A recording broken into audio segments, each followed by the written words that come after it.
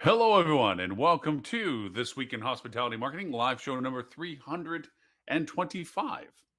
Um, my name is Lauren Graham, your host for today. Our discussion today is related to all things meta. First, try to be coy with that, with the meta verse when I send out the emails. We're so used to talking about meta search, meta marketing, in the context of using a channel of distribution for hospitality. This week, we've had some interesting news, not shocking news, but trying to understand news. And that is that Facebook has decided to change itself, much like Google has changed itself, from being a single entity business with a single main product to a overlord situation, a holding or a larger company with other ambitions. And the core of what it once was, Facebook, is just an aspect of it.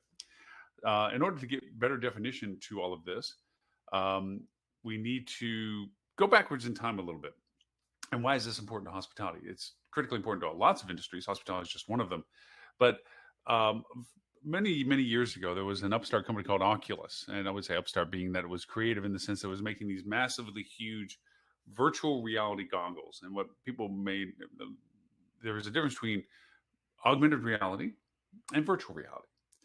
And this company decided to go with virtual reality, which was these goggles that were tethered to a computer. It had to be a very healthy computer, meaning it had to have a lot of graphics capabilities, processing speed. So it was very expensive, not only for the headsets themselves, the hardware themselves, but also the computer for it to run correctly. And all of this expense really gave you a very mediocre environment. It was cute and entertaining to be different. Like you put these headsets on, and all of a sudden you're in this generated world. But the world was very simplistic in its graphics. It was very much like what we imagined. Look back on into the 80s when it came to computer graphics. Think Star Wars, late 70s, when Luke was going down the valley on the Death Star, and it was those little lines, and that was about as advanced as computer graphic animation was at the time. It was like, wow, that's computer graphics. That was very similar to what you were getting as experience early on with the Oculus VR system. In order to process all of that computations necessary for spatial relationship of view and all this other things, it took a lot of processing power, but really wasn't very graphically enjoyable. So it was there. It was innovative. It was new. And it got bought by Zuckerberg at Facebook at the time. And was pretty much then touted like, oh man, this is going to change the world. It's going to be something really fantastic. And every year, it just wasn't. Nothing really much came out of it. They tried to improve the hardware with the investment of Facebook, but it was still bulky and cumbersome. They finally broke through a few years back, 3 years back, when they made the Oculus One. And that was a lighter headset. It could run on a easier computer, meaning that it didn't have to be such a gaming graphics heavy driven computer. Still had to have some muscle to it, but it wasn't really, it reduced the cost on the computer side. The headset was still around $1,000 thereabouts, and there was not a lot on it. Now there was other headsets that were out there at this time, and there was a platform called Steam, which was a place that had other games that gamers were able to put things on. And again, it was more of a niche, very niche, and that really hasn't too much changed. Well, it actually has changed, but it's still very much of a particular clientele, early adopters, bleeding edge tech people, and so forth. Myself, that got into it. So that proved to be good success, and there was a promise of things to come. Well, last year, the Oculus 2 headset came out, and it was the first what was called untethered headset. Now, to give you a sense of how amazing this is, all of the computer processing power that was necessary to run these headsets was now in the headset itself. Its own battery, its own processor. The graphics were not as clear as they were from what was generated on the computers. There was a diminishment of that, but it wasn't a overall bad experience. It was a fun experience. It was very different, and much like what Apple had done, it opened up for other developers to add their games to now the Quest platform. Now, what Facebook did owning Oculus was they said, oh, hey, if you wanted to use this, you have to sign in with Facebook. Really irritated some people because up to that point, you could have a separate account that had nothing to do with Facebook. You didn't have to be who you were on Facebook to have an account on Oculus. Sorry, coffee. So from that, all of a sudden these games started burgeoning, but also some really cool programs. And this was during the pandemic lockdown. What I enjoyed about it, because this is when I got into it most, was I bought an Oculus Quest 2 and thoroughly enjoyed traveling to the space station. And this was an amazing thing. What had happened was Time Magazine and Smithsonian Institute sent up a massively excellent 360 3D camera to the space station for 2 years. And what they did was they videoed being in the space station. And with virtual reality, it immerses you, it fools you that you are where they're presenting you. And because of that, microphone whack.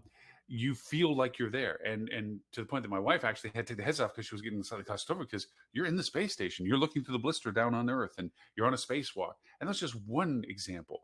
Other first-person examples were other platforms within the Oculus ecosystem where I could visit Notre Dame before and after the fire. I could visit anywhere in the world. There's a platform that on Google Maps, when you go into Street View and you can look around.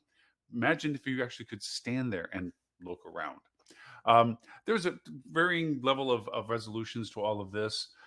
Some were amazingly crystal clear quality, depending upon the hardware that was used to generate the video. And then there was, okay, it was a 360 picture stitched together. Doesn't have a lot of depth to it, but you visually can see where you are. And they've only continued to get better and better and better and better over the past year, to the point now that there was an announcement in just this past week from Facebook that there's a new edition of the headsets that are rolling out. Here's the complaints about the headsets to this point. And the reason why I'm bringing all these granular details together is because we're going to bring it back to the hospitality perspective. They're big. They do weigh against your face after time. And a lot of aftermarket products have helped with how it sits on your head and battery for the length of battery, because the average battery lasts about 2.5 hours, but people want to spend more time in it or whatever, or they don't want to have to worry about plugging it in or what have you. The resolution is based on the optic capability and the processor capability. So they've had to keep it relatively straightforward. Still great quality, amazing resolution for those things. Wi-Fi being connected allows it to feed it that way. And plus you can still plug it into a computer, and that allows you, actually you can do it wirelessly too now, which is another advancement, and get the better resolution because of that connection to a PC. It still hasn't moved into the Apple category yet, which has kept me from doing that.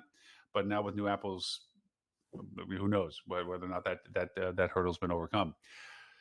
All being said, that's where we are. That they just announced there's another version coming out. What they're going to call it, Canberra, is a higher priced headset, and this is what most people consider Facebook did.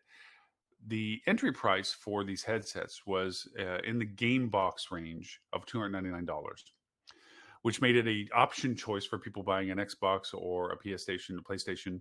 But where, well, maybe I'll do the VR stuff because there's games on there that are fun, and a lot of the popular computer games were moved over into the VR world with not the same crystal clarity 4K super duper resolution that there were on the games, but instead of looking at a computer screen, you were now in that world, and you could move around in that world and act as if you were first person, which made it very enticing for a lot of people. So they believe that Facebook ate a lot of the costs associated with keeping that price point competitively available. They are now, because of their enhancements of technology and so forth, looking at the fact that they say, well, you know what, we can offer a better headset. And this better headset is translated to all the things that people complain about with this current edition, which is it's heavy, it's bulky, it's not really super functional fun because of that over time. So the new version, from what they're sharing and leaks and so forth, is it's lighter, it's faster, it's got better visuals, and it's more convenient. But more importantly, it's more user interactive. For that, I have to go back to my movie buff friends and look at the world of a movie called Minority Report with Tom Cruise. And it was a fascinating leap forward visually as to what people think computers will become interactively. We can go back to Star Trek for that matter if you want to. What in Minority Report was, he, in a real world, brought up computer screens that were visually seen by him, but he was still in the physical room that he was in, and he could touch and swipe and move them and tap them and do all these different things interactively. It wasn't a monitor in front of you and a keyboard, and so much as it was things were there for him to interact with in virtual environment, like a hologram projection in front of him of all these screens. The cool part is that exists. That's an amazing thing right now with VR. Facebook's been advancing it. Other platforms within the ecosystem of VR have been advancing it, virtual desktop and so forth, where you can physically see your desk, your actual hard desk here with a keyboard, because that, so you can see to type. I do that. I always look down to type. But up in front of you are virtual screens now, not actual monitors. And you can have several of them. And you can reach out with your hand, and it recognizes your hand because there's little cameras on the headset that you can touch and interact with these screens. It's amazing. And you can have 5, 6 screens up and literally do like the Minority Report. That is the first level of interaction that is more applicable. The other is they also introduced a lot of virtual meetings where if your constituent you want to talk to was on the other end, had a VR headset, you could be in a virtual room. And what I mean by virtual rooms, these rooms are very lifelike and real, with couches and fireplaces and whatever have you, or meeting rooms, or you can be on the edge of a cliff, or you can be on the surface of the moon. And you can meet where there's an avatar of them. And it's a digital rendition that they've picked, from a selection of, I have blonde hair and a beard and a roundy face. And, and that they try to represent that. Well, these new additions that were announced just recently with Meta, Facebook, is that they're going to have these headsets where they can see your facial expressions. So we as humans on the virtual world can begin to be able to interpret more of what the other person's doing, because we're able to engage with them more like we do in person, with scrunchy faces, smiley faces, whatever. We begin to read those cues like we do in real life. Think of the movie Ready Player One. That's what they're talking about when it comes to metaverse. Actually, the coined phrase of metaverse was in relationship to this artificial world that's created via computers that we all begin to reside in. Not necessarily a positive thing, but apparently it's been adopted by Facebook now as their business mantra. The idea of the metaverse engagement is that you are not relying on the physicality of your engagement, the augmented reality, as it were, as cool as it is that you can do all these computer screens and so forth. That value proposition is there from a business perspective, which is the first sell. From the gamers and bleeding edge people. The next is the business application. How valuable can we put this into a company's ecosystem? But the third is the natural, comfortable way of engaging with it so that it's not cumbersome. And that's what the new edition of what the headsets are coming from Meta. It is amazing to think that what an acquisition was in Facebook a few years ago, Oculus, has turned into their mantra of focus. But it might be the excuse. I mean, the biggest thing about making the news isn't so much that they changed their name as it is that it's a deflection of their current struggles of what Facebook is, in the sense of its acquisition of revenue, its perspective of prioritization over safety, more about revenue. And of course, other things are in the news that don't make the news as much, but are relevant to us. And that is its ability to get the impact of what Apple has done with its iOS 15. And 14, really, in the sense of security protocols and privacy, that it's created a large error. And I mean large being a double-digit percentage error is the average. I've seen and watched, I've listened to the Facebook quarterly report. It's somewhere between 10 and 15% of a deleted or delayed reporting of revenues. It also means that there's a blockage as to its capabilities of whether or not they can provide revenue, because Apple, because of somebody's choice, is not allowing those abilities for advertising to go through. So there's a negative impact for that. So from a business strategic point of view, it's not a surprise that Facebook has said, ooh, let's not stop. And even Zuckerberg points it out himself. Let's stop being a single entity of something and be a larger company with it being just a part of it, so we can go off and venture into different things. And he has chosen virtual reality. Well, of all things, there's a lot of very smart people in the Facebook organization and others. And why is it that they decided to jump into this angle? Well, in all reality, it's amazing the potential of this. There were always certain logistic issues associated with the ability to do these things in a real-time way. Think farther back in time. When we first started using phones for more than being phones, the most easiest next thing that was being used for was text. Its core element was it didn't require a really good connection for the text to go through. As a matter of fact, you could deal with a worse connection than your phone to get the information, because it was a simplistic data transfer. And so for that reason, text was functional, where maybe a phone you were breaking up, it didn't have good reception, the text could still get through. Plus, it was an alternative to calling somebody. Like, I just don't want to talk to you, I'm just going to text. hence its value point. Over time, our infrastructure for cellular systems really, hockey stick curve improved. Like, oh my gosh, people are all using this. Everyone, T-Mobile, AT&T, Verizon, all the companies that merged with other companies, all were just clamoring to build infrastructure so they could offer better service for their phone systems that you're paying for. This allowed us to go from sharing phone calls to text to them being able to share images, because there was enough connection for the data transfer that I could actually send you a picture. And that blew up. Now pictures were the thing. And then eventually the infrastructure got even better, that video could be used persistently, that the connections were good enough consistently, that wasn't cutting out, dropping out, not being available, what have you, that you could be trusting it. That's the key element to this, that you could trust the functionality of it on a persistent basis, that you relied upon it. That reliance breeds consistency of usage.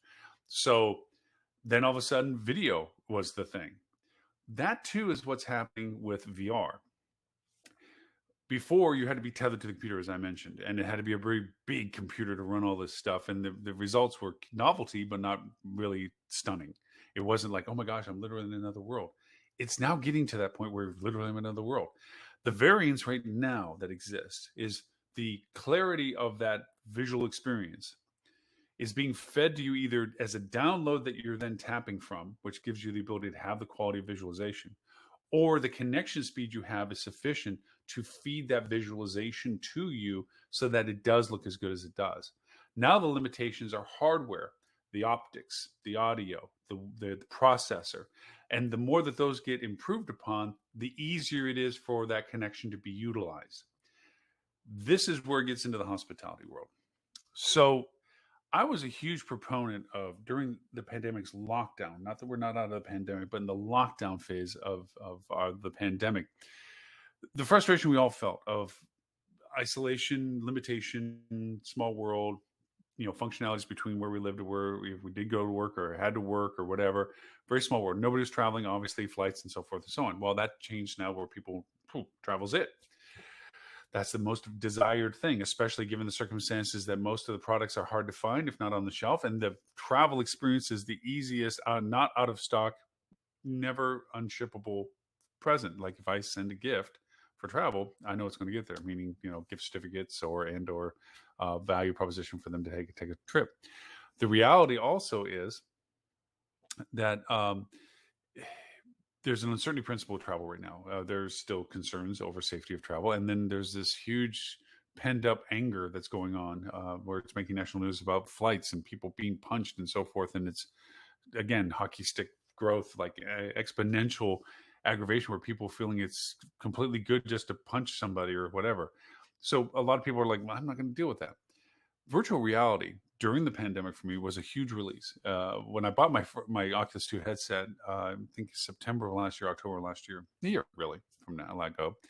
I wasn't a gamer, the people that play video games and so forth.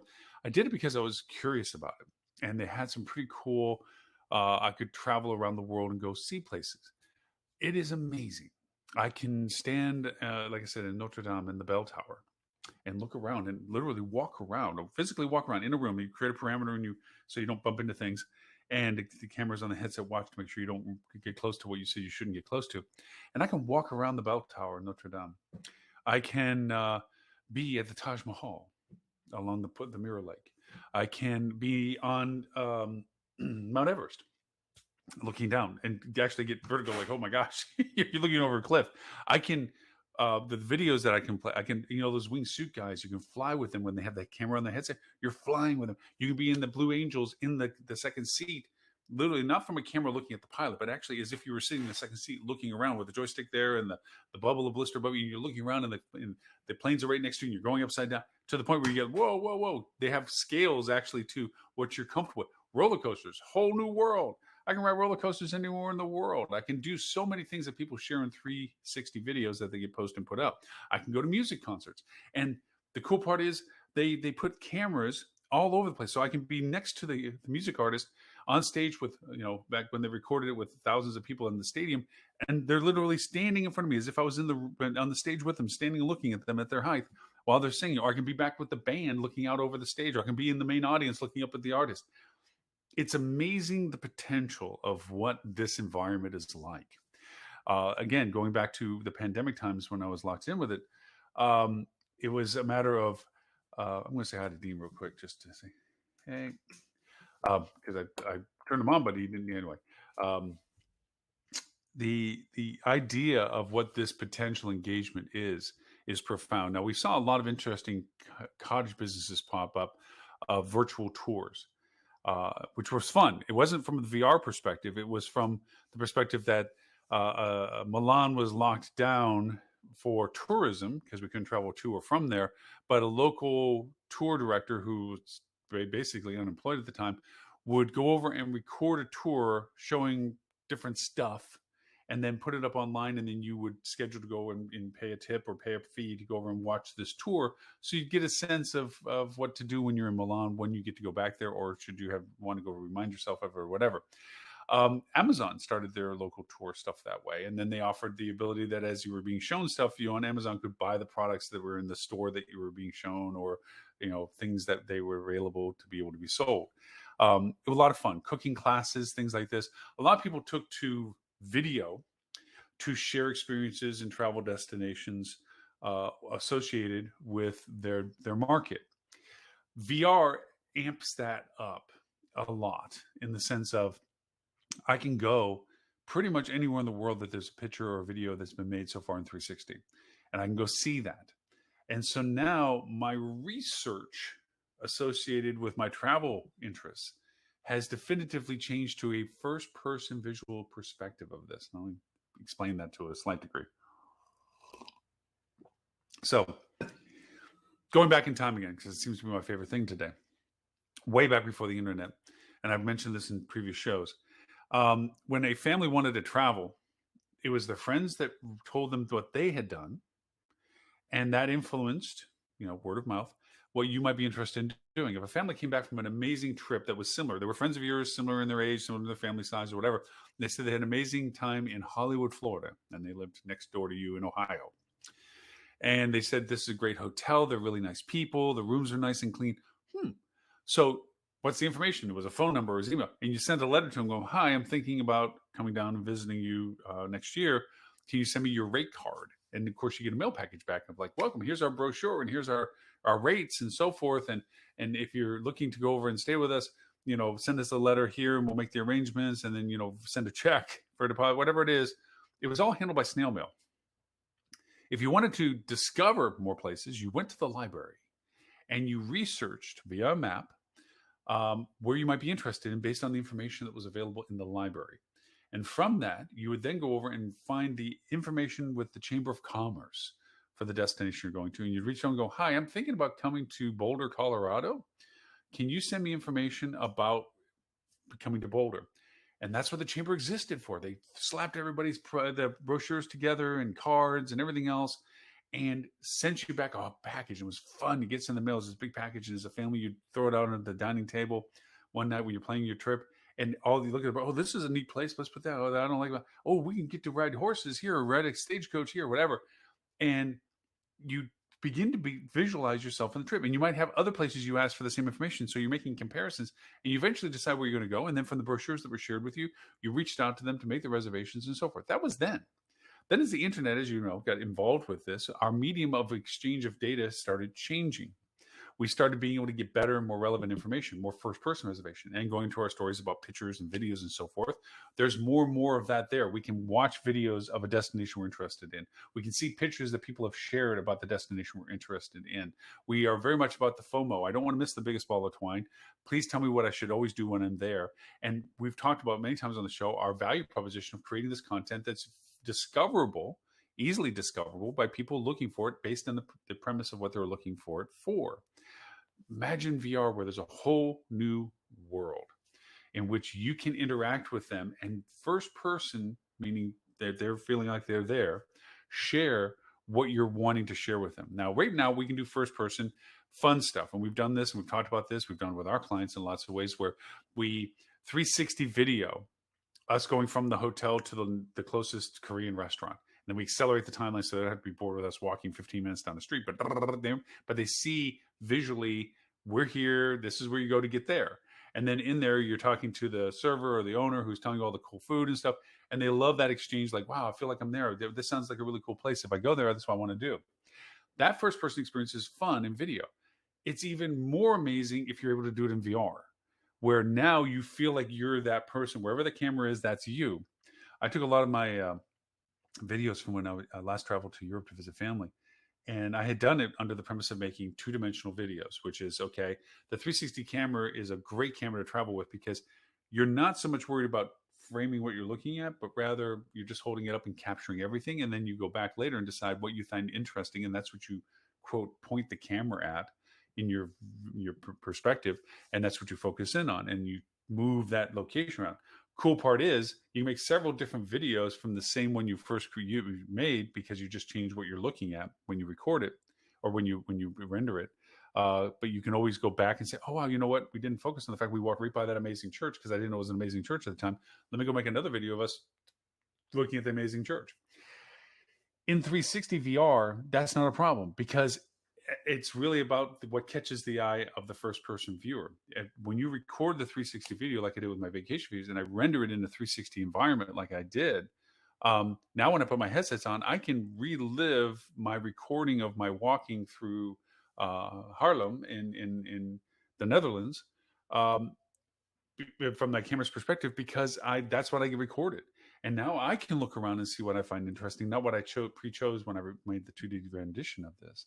And that ability to first-person exchange is profound in the sense of travel and the possibility of travel. Because the more content you can put into this VR spectrum, the more likely the people that are using the VR platforms and the more that will. I mean, it's multi-million people now. It was projected by Facebook, Meta, that there'll be 1 billion people within the decade in the VR environment, which means the sooner you become an established authority in this medium for the content that you have, the more you're not only a reference point for other people to try to mimic you, but you are the de facto place of interest that people have when they first discover this medium being available. It's a kind of a Wild West mentality to this. Now, that's just one initial aspect of this. As with any and all of this, it is going to get monetized. It's already getting monetized. It's going to get more monetized. So what's going to happen is you're going to begin to advertise in this space from a first-person perspective. And what do I mean by that? Well, if you're in an environment and there's places that you can sell advertisement that the provider of that environment has created, you pay for that space. It's like paying for a TV commercial on a TV show or a radio ad or an ad on a website that people are looking at for other content. That additional ad space is what's going to be sold in VR. Now, we've known about gaming ads for a long time.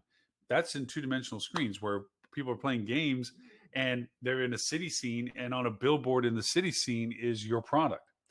That's been going on for a very long time, ever since gaming first realized they can monetize that, and it's a lot of money a year. I won't say billions, but I'm sure it's that or more when it comes to that. Millions, let's just say that. VR is going to be even more so that, because now it's not about if I actually physically bought a billboard on my street in front of my office. It's in the virtual world. When you come down my street by my office, I can put up whatever I want to on that billboard that I don't even own. I own the world. And so I can choose where I want to put ads and what ads I want to put there and who wants to pay me to put them there. So now, if you're going to give a VR experience, if you provide VR experience, eventually, or anybody provides a VR experience, they're going to be able to provide a VR ad environment as well. We're going to be fed what it is that people are willing to pay for in the sense of content. So just think slightly forward in the future. These new headsets next year that are going to be rolling out are the next generation of adoption, because already the Quest 2s that came out just last year at $299, that price point was an adoption price. It has gotten millions of people on the headset, and they spend millions of dollars now already. Matter of fact, one of the games that I got hooked on, like I said, I wasn't a gamer, now I am, made $14 million in the first 6 months. And that came from the fact that you paid to get the game and you paid for little fun things in the game and so forth. Okay, sure. Well, that's just the tip of the iceberg of what's probably going to happen when you start incrementing up how many millions, tens of millions, hundreds of millions of people, billion people over the next decade are going to be in this environment. Is this a bust? All things innovative. Who knows? Maybe something else pops up and this kills this technology. Doubtful in the sense that it's not so much the technology that is the driver. It is the catalyst, and it certainly is the trigger, but it is not the driver. The driver is the experience. And whether this is a headset or mind waves or whatever else that allows us to venture into a different perspective of something. Let's not go into the Matrix conversation, but whatever this is, this Ready Player One concept, it is probably escapism, which is what vacations are about, in the sense that lets me change my paradigm of what I do each day, how I see the world. Let me go experience other things in the world. This gives you that chance. The affordability of this is profound. Like I said, going back to the pandemic lockdown period, it was my mental release to put these headsets on and decide that I wanted to go look at London. I wanted to ride a roller coaster in the Carolinas. I wanted to play a virtual game. There's workouts that are amazing where there's a workout person in front of you and you do what they're telling you to do and so forth. There's a game called Beat Saber where these things are flying towards you, these boxes, and you have what basically looks like lightsabers from Star Wars, and they're coming at you at the tempo of the song. So you really, literally, it's like air guitar. You're beating, there's air guitar. You can play a virtual air guitar. It's amazing the diversity that's coming through already in this platform. The hospitality component of this has yet even been discovered. There's, for those who may not even know, there's a whole VR YouTube that you may not be aware of. It's not YouTube, as you know. It's not YouTube TV, as you know it. It is YouTube VR. And it's all this 360 videos that people are submitting for public, for people to view. There's a really neat, really inspired me actually, person who is around Florida. It takes a camera that I already have, Instagram 360 Pro, or X1 actually. X1 is what I have. X2 is the new one. He takes this camera. It's a small little camera, not really big. Puts it on a stick. The software makes the stick disappear so you don't see it. But he puts this on beaches in Florida, and he lets it sit there for about 30 minutes recording. 360. So, you get the people that are walking along the beach and they may look at what's this little camera stick there, whatever. But he then loads it up onto YouTube VR, and you can sit on this beach for 30 minutes because all you do is you go to his video and you play it, and you're there, and you can look in any direction you want to virtually, and you're looking at the beach, you're looking down the beach, you're looking at the people walk by. It's amazing. There's people that do music videos with this, and at first you're like, whoa, because it's like you're right in the middle of the dance group, something you would never really be doing, and you're right there. And you Cirque du Soleil, you can watch the artists. I think one of the most amazing things that I've witnessed recently was during the Olympics in the summer. They took these cameras, and again, these cameras are $300. Still $300, but it's still, considering the technology, amazingly affordable. And they put these cameras all throughout the Olympic venues. So I found it absolutely amazing that I could be on the sideline watching Olympic basketball as if I was sitting in the chair there. I went in the opening ceremony where there was nobody there. They had these cameras in there, and I was sitting in the stadium watching the fireworks above and the parade of athletes coming in. And then there was another camera view. I could be right there as the athletes were being prepared to come on the floor. Another camera, I was actually on the floor with the athletes all around me as if I was standing in the middle of them. That was amazing. The diving, they put the camera on the dive platform. I'm literally looking over the edge, and I see the water way down there, and the divers are right there as if I was standing on the dive platform with them before they jumped. The interactive of this is immersive, and it's fun. By the same token, from a hospitality perspective, it's what can we do with this that's helpful for our guests?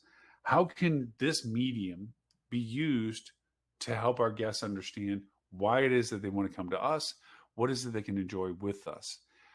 That's the key element. This isn't a whole show about how cool VR is, but it is newsworthy in the fact that it happened this week with Facebook's change of name and its dedication to the focus of what this medium could be. Facebook to me, it's a part of our culture at this point. Unfortunately, it's an abused part of our culture.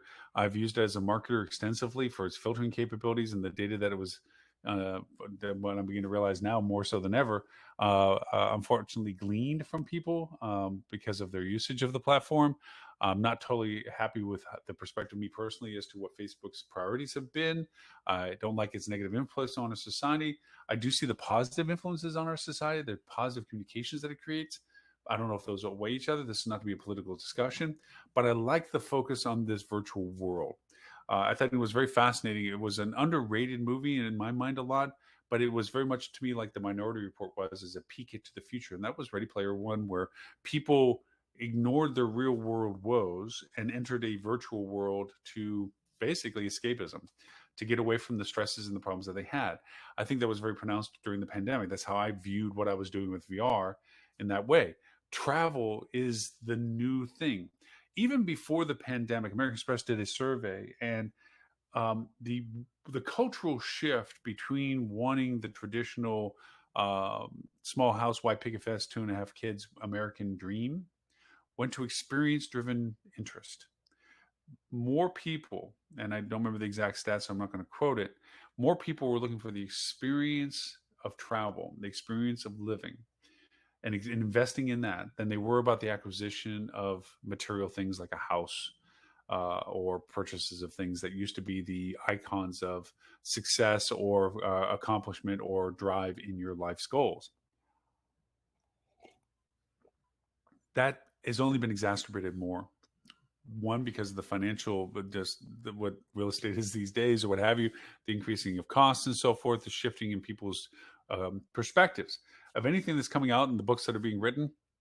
America, the world, not just America, paused long enough to wonder, what am I doing? And is this really what I want to keep doing?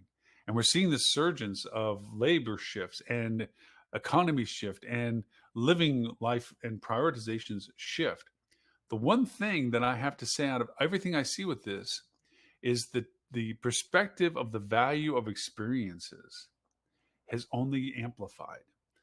That people have become more tuned into wanting to do things than they even did before, when we already were told they wanted to do things. And that the idea of having to own something isn't as important as it is to enjoy what it is you're doing. Virtual reality is not the replacement to that by any stretch, but it is a huge amplifier to the exposure capabilities of what travel can be. And what I mean by this is the first step of this process, in my mind, is the exposure education of what VR can provide, what you're deciding on as travel interests. If I can take a virtual experience, tour, guide, whatever, of a place that I am interested in potentially traveling that I have never traveled to before, so everything is new for me. I'll give a first-person example of this. There was a YouTube VR person that posted a lot of virtual videos of them when they were in Greece, in Athens, primarily at the Acropolis. And I had never been there, and I always wanted to go there. And so because of that, I watched the videos. I was amazed because we as travelers have a perspective based on the content that we have been fed over our lives as to what we think it would be. How, because of the pictures that are taken, this is what it must look like. And I was surprised. One is the area around the Acropolis was not what I envisioned.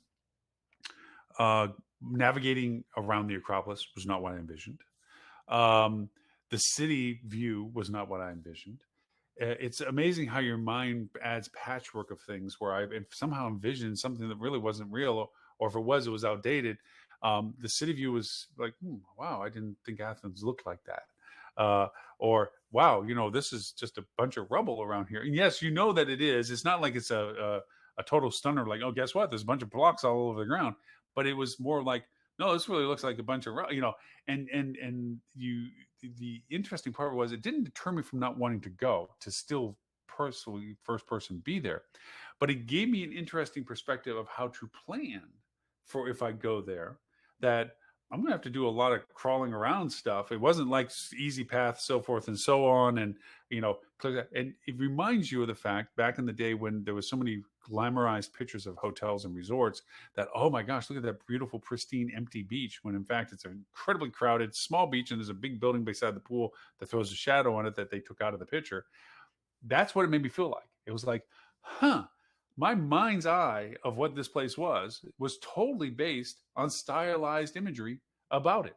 I pictured the majestic Acropolis on top of the hill that I'm standing up down below, looking up on, with a kind of a semi-pristine mount with moderate blocks around it, but not like piles of stuff. And that I'll be looking backwards over an aquiline water with kind of whitish buildings and so forth. Not it. And it was kind of interesting because as I did that also with the pyramids. And even though it says, hey guys, the pyramids aren't way out of Cairo. I mean, Cairo's right against the pyramids. Until you actually do first person look around, you go, I mean, dang, it literally is pyramids in buildings. And it's just like, they're like in the middle of the city almost in some strange ways. The reality of that first person experience, my point, is the defining value of what VR can help you with. Because the more that you are not unpleasantly surprised, but rather, hey, I have an expectation now that's more realistic to what my travel is, the less encumbered they are on the diminished expectations or excuse me, the unrealized expectations of a person's travel. I'm not saying to give everyone a strong dose of truth, like, oh, this is the real world. It's, there's trash on the streets and there's, grimy walls and, it's not the pristine city that you make it out to be. I'm not saying, bare city truth. I'm saying if you can begin to share the engagement value of what you have to offer in real terms, then people can find the happiness of what their interest was in realistic terms as well. So going to Vancouver, realizing where Stanley Park is in comparison to where you are versus where the island is versus where the downtown is, the gas district, all those things, having a value perspective. When I travel with my wife and I, one of the first things we do is the pure tourist thing, which is we go find the hop on, hop off bus. And one of our first things to do is hop on that darn thing for a day and literally be driven around and showing the relationship of where everything is that's touristy compared to where everything else is that's touristy. So we have a sense of where we are. We've done it everywhere we've gone. And it was an eye-opener for every place we've been to, because you have a mental perspective where everything is versus the reality of where it is. VR can help that to a huge degree. I'm not against hop on, hop off buses, but it takes a day of our time to figure out and see these things. If I know what I'm truly interested in and get a sense of where it is in relationship to where I'm planning on staying or doing things, then that helps plan my trip so I can really effectively decide, you know what, I don't need to do that stuff. That's way over here or didn't look as interesting as I thought it would. This is stuff I'm really interested in, and focus on it. My value of my travel is that much higher and that much more enjoyable. And I think that's a key element of how VR can help with that. From a marketing perspective for hospitality, obviously us giving that content over to someone means that we are in control of the extra messaging that can come along with it.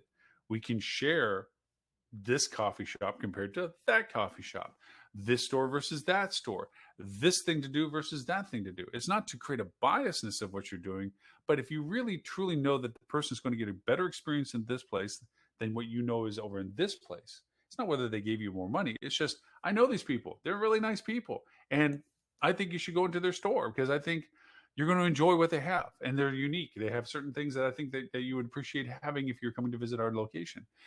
That allows you to tailor the value of what you're offering to the experiences that you find most valuable around you. It's the same thing we do with our websites for our businesses and so forth, where you're featuring content that is related to your demographics. That way you're making sure that the people that you're trying to come in to stay with your property truly get to enjoy the experiences that you think are the most valuable to them based on what you know them historically to be, without featuring, oh, well, we're here, but all the cool stuff we want to do is way over there. What good does that do you? Why talk about what you don't have when you really need to talk about what you do have? Because it's not like you're trying to blind them to saying that maybe you should stay over there. That's their choice to make. What you're saying is, I have this here. Let me show you what I have. This is what's around me. Let me show you what is around me that I think is valuable to you. That's the value proposition that things like VR could do. Because for me, I can show my wife, say, hey, there's a website of this. And there I am knocking the web thinking, here's the website to this. And we can see the pictures they want us to see, and the content they want us to share with. And it's valuable and helpful. That's our world right now. But how much more fun is it that then when I tell her, hey, I found some videos of people walking around that city, let's go look at this. This is a pretty cool one of some pretty neat terracias, little restaurants with the outdoor seating down this one little road. That I think it would be fun to go look at and see what you think of it. And she puts it on. And she walks, it's like going down this road. She's like, oh, this is pretty cool. Look at these little restaurants. Yeah, we definitely want to go here when we go here. Ta-da! That has a value.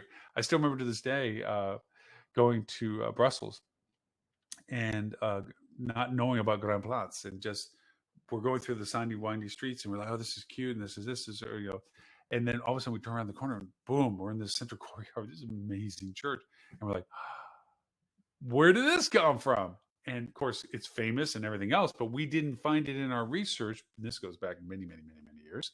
And it was an amazing surprise. It endeared us to going to Brussels because it's just a place we got to go see when we go. It's like, my gosh, this is so amazing. Monaco Peace is 2 blocks away from that. Where is this? And then we go there and it's like, that's a little dinky statue. You didn't realize that it's not the predominant thing that it was made out to be. It's just a little corner between 2 little road areas. It just, you can, if it wasn't a bunch of people hanging around it, you wouldn't know it was there. It's that intrusive. That's the joy of what this all can offer, this VR experience. I don't think from a VR perspective that it's going to be a replacement to people's travel, but I believe it's going to be an augmentation. What I mean by that, let me explain. So as I get older, there's less things I physically can do, all of us in some capacity, except for Tom Brady, I guess. And because of that, I'm not bungee jumping. I love to, but my wife would probably not be my wife if I went and say, I'm going to go bungee jumping. She'd be like, yep, nope, we're done. Just sign over that you own everything. Well, I already did that. But anyway, so I can still experience it. I can still see it. I can go look at the bridge, look over and say, "Ooh, that'd be scary." And then I can go put a headset on and be what it's like. Well, what if I was, going to do this? What do it look like? I'm not getting the full thrill, but I'm getting an experience of it. So too with some things. Go to the out west, and there's a beautiful place that if you hike 6 hours up, you get to see it. Brilliant. Probably not going to hike 6 hours up to see it, but you know what? Now that I know where it's at in relationship to what's around it, I know how beautiful it could be. Slap the headset on, go look, and I'm seeing it. The cool part about this is, and there's some programs already out there that I thoroughly enjoy, there's some places you can't go to anymore that are restricted. Just the damage, the tourist damage to it is too extreme. They can't allow people to go see it anymore. And even if they do allow you to go see it, you're in such a group, you don't see it in the way that it is stylized. Like Page, Arizona, and when you're looking at the beautiful sand carvings of the water flows and so forth, and there's that one chamber during a certain time of day where the sun's peeking through that is just amazing. Well, first off, they don't allow a lot of people to go in there. 2, when they do allow the people to go in there, you're with people. And 3, it's not always at the pristine time. It can be shadowy and dark, and you really don't get to enjoy it at the level that it could be given that pristine picture. Well, that's a beautiful picture. It would be beautiful to be there. Unless you want to spend the money and or they have the opportunity to get you there, it's not unlikely you're going to be able to do that. But with the VR headset, boom, I can put that on and I can walk around that chamber with the sunlight just perfect and the walls just pristine. Actually, the walls in text, I'm looking at it. It's called matting. It's an amazing VR feature. And it's like I'm really looking at it and under and around it. It's like I'm really there and I'm the only one there. And yes, it's not the real thing, but it's a neat thing to say that I can see what it looks like. And if I really, really, really want to do it and it's really available and I really want to spend the money to do it, then I can do it. That's the cool part of all this. And then there's some places that are national heritage sites. You just can't walk in and crouch around and crawl around, look at the Navajo cliffside. You just can't do it. Now you can. And here's the extra added value to that perspective as well. We, as we get older in our lives, have less availability, as I mentioned, to do things. And there's some people that are injured. And not saying from just nature, there's some people that have physical limitations to what they can or cannot do. There's some things that they just can't functionally. I can't get to Mount Everest. Not going to happen. Probably won't make it halfway up the hill even. But I can go and climb Mount Everest. I can be at the top of Mount Everest and look and be amazed. And yes, there's still shots of it where I know nothing's moving. And then there's videos where I'm actually up there when somebody recorded it as a video, in awe of the clouds that are below me and the peak that I'm standing on, the vertigo I feel for being literally there. It all feels pretty close. And so because of that, for those that are in nursing homes and supported care and so forth and so on, or those that are medically limited in hospitals and what have you, this is an amazing experience opportunity. This is a chance to take them from where they are.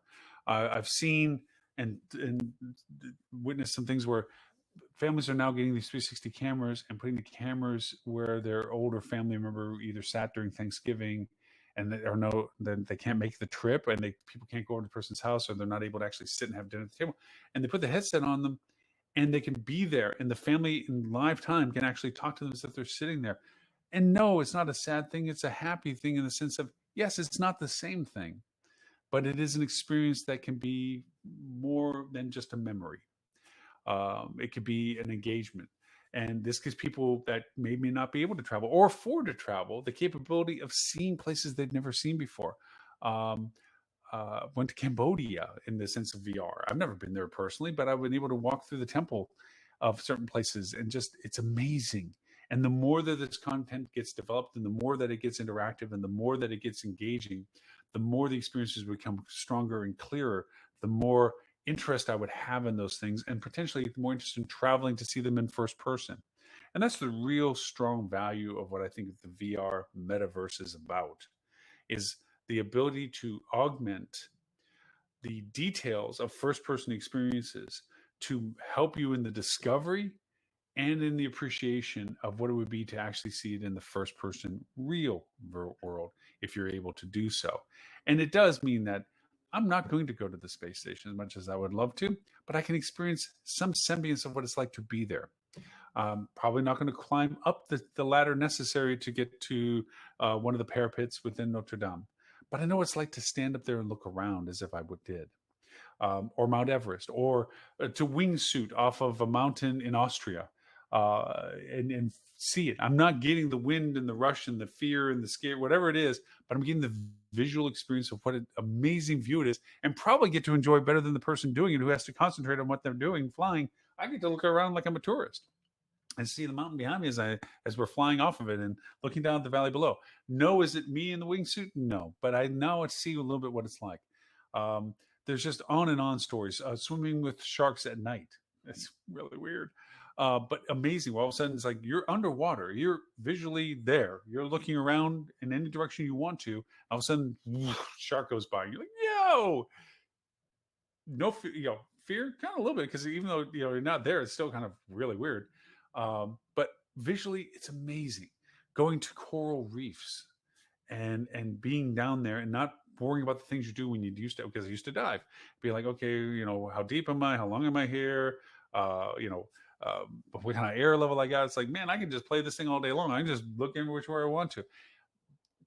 Not that you can move anywhere you want to. Certain things are really at the viewership of the video that you have, but you can see it virtually around you.